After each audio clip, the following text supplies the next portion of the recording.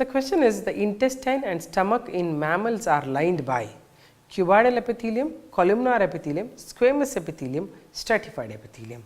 You must know that intestine and stomach, already I gave you the diagram of intestine and stomach, they are all having normally columnar epithelium, not cuboidal. Here there is no option like whether this is right, that is right, directly you should write, it should be B, columnar epithelium is right answer.